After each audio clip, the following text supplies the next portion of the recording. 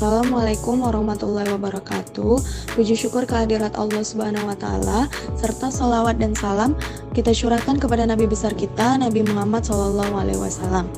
Baiklah, di sini kami dari kelompok 6 ingin menjelaskan tentang akad ijarah dan ijarah muntahiyah bitamlik, yang dimana anggota kami yaitu Widya Anggraini dengan NIM 05032222114, kemudian ada Najwa Nabila dengan NIM 05032232234. Dan selanjutnya ada Putri Dini Agustin dengan NIM 05032222069. Ijarah atau sewa menyewa barang dan jasa berasal dari kata al-iwad, yaitu ganti atau kompensasi, dan al-ajaruh, yaitu upah.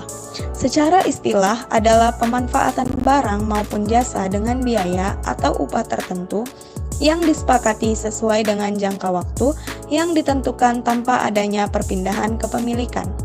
Contohnya, di dalam jasa yaitu ada asisten rumah tangga, babysitter, koki masak, dan guru privat.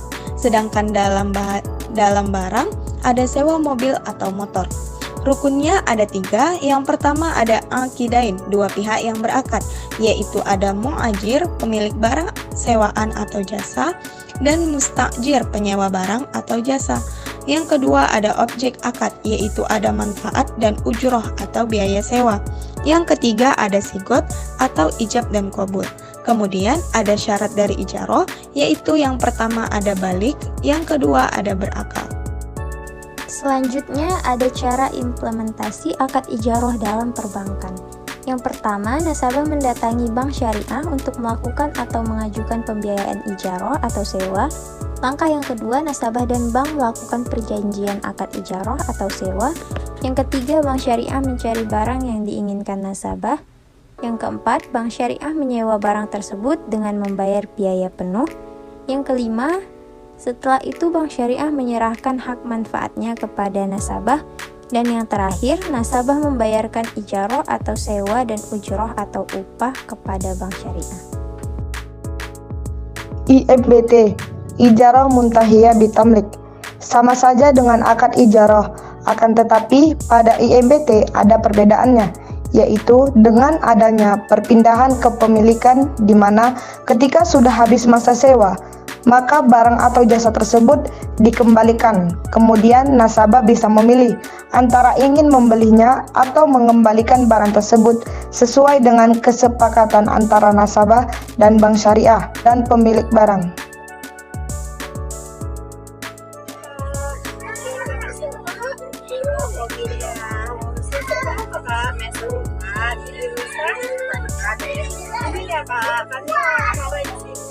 Ada tugas buat masalah tentang akad ijarah. Kakak tahu nggak konsep ijarah? Tahu kakak, ijarah itu kalau ijarah misalnya kita IMBT ya. IMBT itu setahu saya setelah kita nih nyewakan suatu barang, nah setelah itu kita punya terhadap barang ini gitu. Jadi kita punya niatan melakukan pembelian.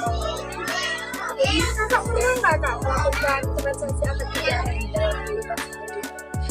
Kemarin tuh saya pernah menyewa sistem. Berarti jadi kan kak kami terangkan sih sedikit ya kak, ijarah itu kan ya benar yang kakak dalam kesepakatannya sama juga ya mereka juga begitu. Pertanyaan selanjutnya dari saya kak, kakak kan sudah mengetahui tentang jadi apakah kira-kira di depannya kakak tertarik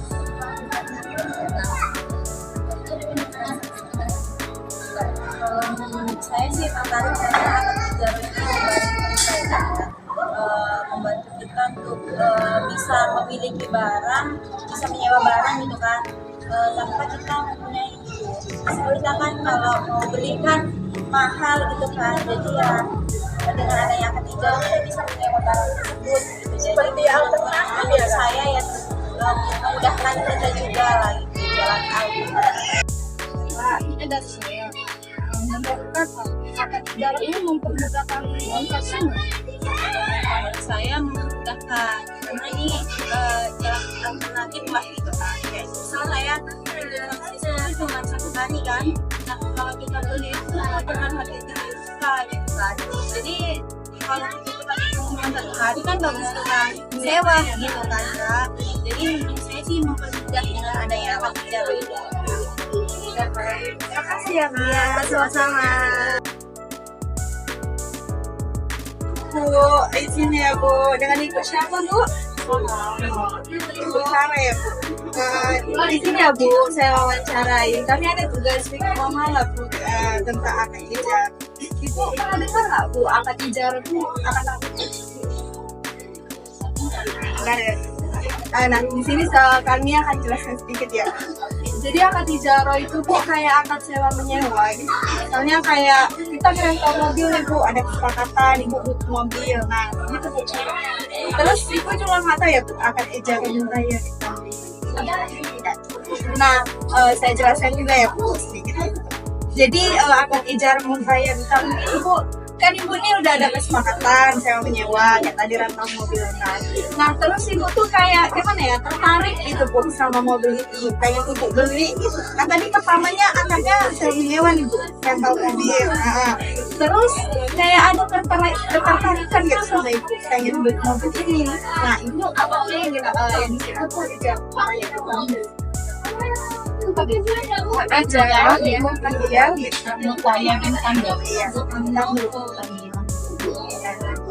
Ibu pernah nggak Bu melakukan entah sewa menyewa apa gitu? Pernah ya Bu ya. Nah itu aja sih dari saya. Lanjut dari rekan saya. Selanjutnya ada dari saya.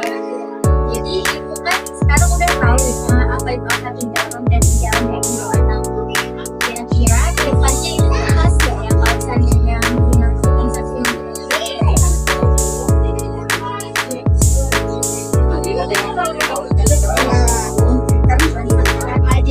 kira-kira itu kayak sesuai kayaknya ya Bu ya. Kayak misalnya punya lagi butuh mobil, mungkin rentau mobil gitu ya. Iya. Dan yang selanjutnya saya dulu menurut Ibu akad ijarah ini mau bikin transaksi karena bisa dibilang kayak alternatif ya Bu ya. Nah kan kita sesuai budgetnya gitu ya nanti. Terima kasih ya Bu.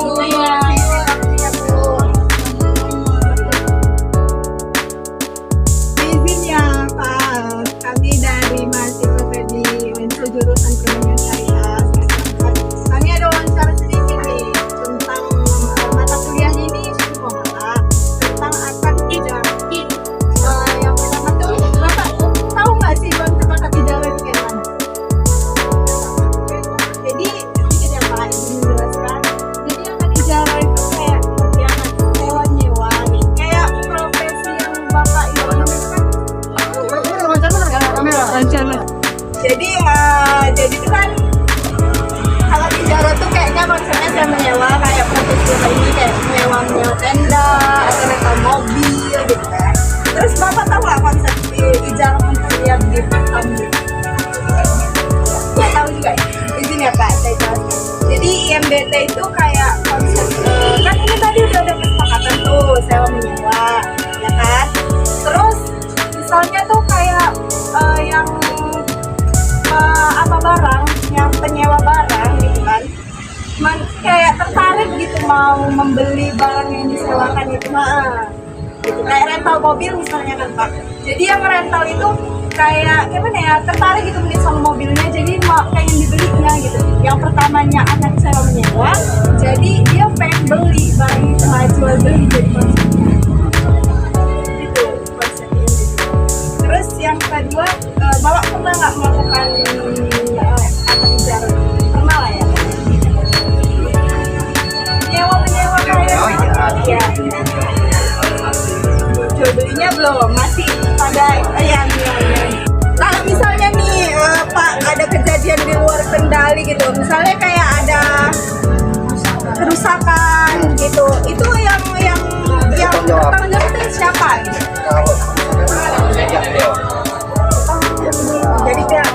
Jadi udah terjadi kesepakatan, otomatis semua bertanggung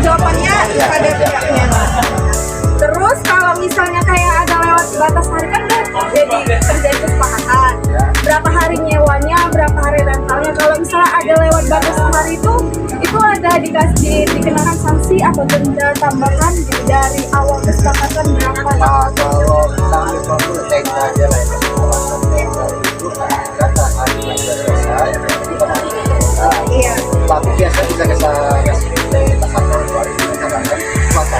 Itu juga sudah Ada denda cuaca ya. Nah, sebelum kita nggak ada kemarin itu selesai kan ada pembayaran dan ada denda kan. Dan dari saya nih Pak, bagaimana mekanisme pembayaran dari sewa tenda itu? Pembayaran di awal Nah, itu biasanya ada DP yang punya kan bisa diterima itu dengan catatan sama orang yang pernah kita kenal. Tapi kalau belum pernah kita kenal maka sisanya pembayarannya bisa dilakukan apakah pada waktu acara dimulai, pertengahan acara, atau akhir acara. Asalnya. Jadi pertanyaan dari saya ya Pak, apa jaminan si penyewa barang kepada pemilik barang apabila terjadi hal yang tidak diinginkan seperti barang terjadi kerusakan atau barang itu dibawa kabur gitu?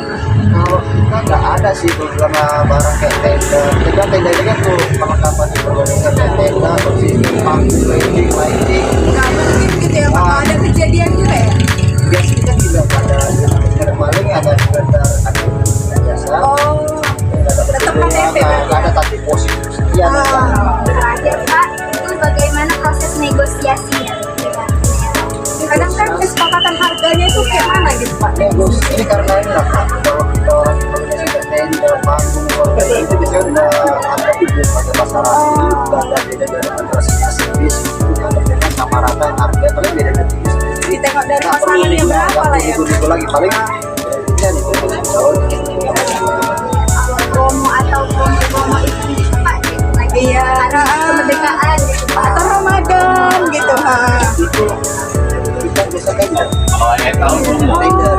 Apakah Proyek berarti. ya apakah itu pengadaan acara dari ibu ya warga mana kita apakah Pemprov provinsi dan itu. Berarti kayak instansi pemerintah ya? Ya, salah satu contoh ini tanggal 15-16 ini kita diskusi provinsi. Oh, besar. Ya itu tender. Itu jajaran di Facebook Gemes Rumah Melayu Sukun di Ramai Oh ya. bisa tender. Jadi tender itu pada kata ada beberapa itu masuk di proposal, ada di yang Facebook atau Pemprov. Siapa yang boleh tak? Salah satu dan ada lagi pilih si A, pilih si B, pilih pelajaran. Kenapa? Karena kalau ada yang berdiri di lokasi itu Iya. Nomor harga ya. Makasih ya Pak. video minimal humas atau untuk presentasi. Apa tahu? Enak jalan-jalan gede kok. Makasih Pak. Ya. Makasih Pak. Maafin Lombok. Baiklah, sekian video hasil wawancara dan penjelasan tentang akad ijaroh dan ijaroh muntahiyah bitamlik dari kelompok kami. Semoga bermanfaat dan dapat menambah wawasan teman-teman sekalian. Jika ada kekurangan dan salah-salah kata dari kami mohon maaf yang sebesar-besarnya.